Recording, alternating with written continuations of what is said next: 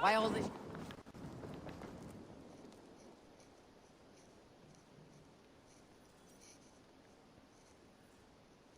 Eivor, thank Tyr. I heard shouting. Is something wrong? Holger robbed me, and I demand he be punished. Ha! Rot disappointed word. Does the deer rub the stream when she takes a drink? Does a cow rub a field when he crops on sweet grass? Eivor, this matter requires sensitive judgment. Will you?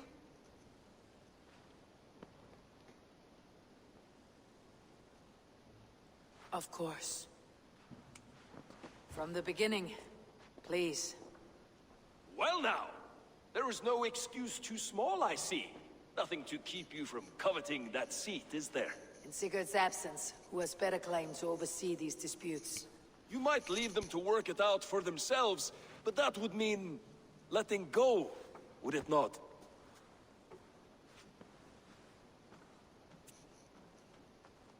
Please start again. Tell me all that has happened. I will start. I have been falsely accused by this Saxon Philistine. A filly what? Are you mocking me? Silence, please. I'll hear both of your complaints and render a decision, awarding compensation if needed. Understood? Rowan, tell me your version of these events. As you are aware, Holger and I are neighbors. Near enough that I often catch him at my stables, stealing my tools. Borrowing. Holger, let him speak. Stealing, borrowing. My point being, I have always allowed him to use whatever he pleased. I greatly admire your Norse generosity and had hoped to match it. But this morning, Holger stretched the limits of my grace. Entering my stables for their feed, I found my most beautiful, gentle mare stripped of her tail. Bereft, not a strand in sight. I am ashamed to say my natural suspicion drew me to Holger, and how right I was. For when I peered across the lane, there he was, gripping a horsetail brush slathered with indigo, dragging it across a sheet of Painting, Rowan. I was painting. You make it sound so crude. You see? Such willful arrogance. It will take ages for Ilgafur's tail to reach its former length. I demand compensation. I understand. Thank you, Rowan. Holger, let me hear your side. Eivor, you have known me as a skald for years. You have seen how my poems bring life and joy and wisdom to our people. And you know that my work requires a certain, let us say, freedom. To make use of rare resources to compose my verses. Often when lacking the proper tools, I have made use of novel items. Alvis's walking stick, Tovi's inks, all were given gladly. You cut off my horse's tail to make a brush, you bleeding... Rowan?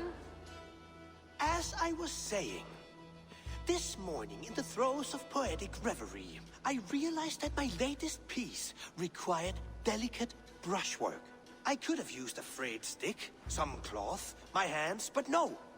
I needed something gentler, softer.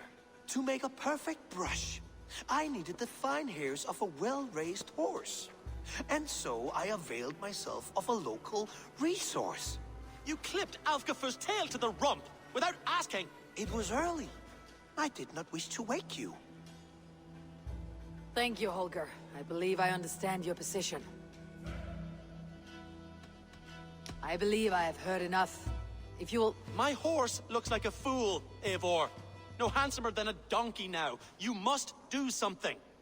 Do not conflate hair with beauty, Rowan. She remains radiant. Elgifer's hair will grow back in no time. Quiet, both of you. Now listen.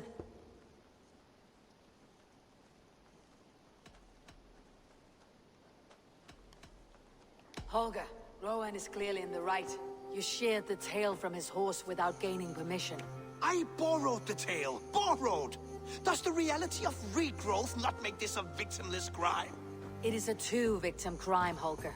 Though they are unharmed, you took without asking, and that will not do. As the horse's value has diminished significantly, you will pay Rowan its market price. But the horse was not for sale. Rowan, Admit it!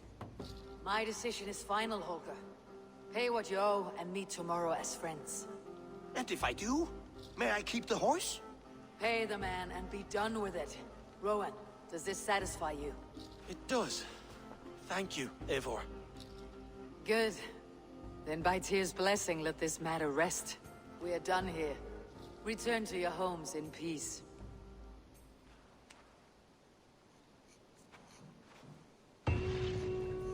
Would you allow me to pay you with a vibrant painting? After all, in some ways, in its creation. Absolutely not. Silver is the only color I wish to see from you.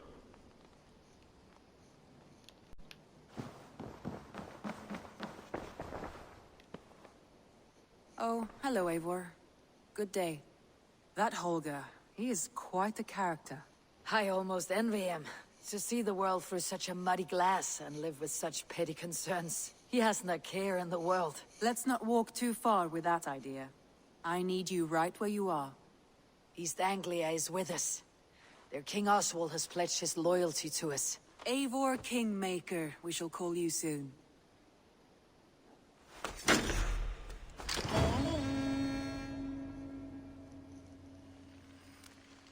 Some interesting news. King Ceolwulf has sent Ceolbert to Shropshire.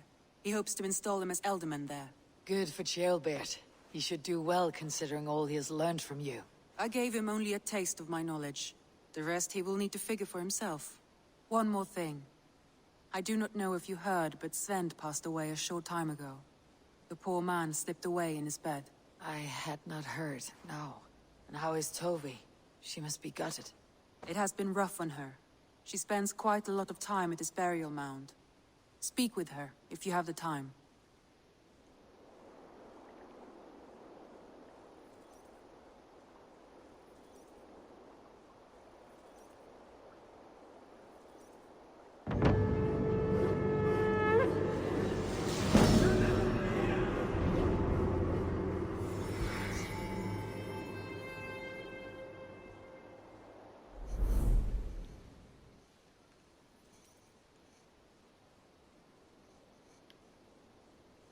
Word of our growing settlement has reached outside ears, so have a look around.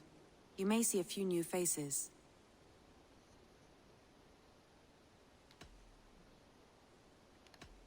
I want to see the Alliance map.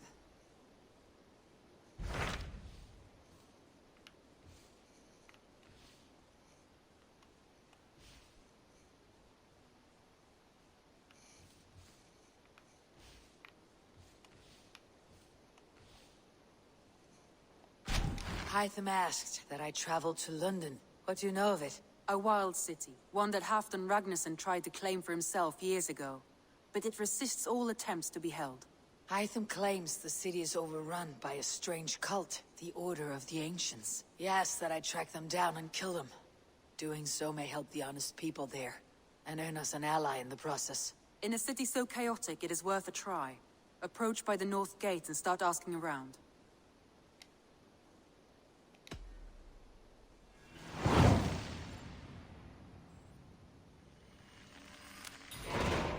I will. Good. I await your return.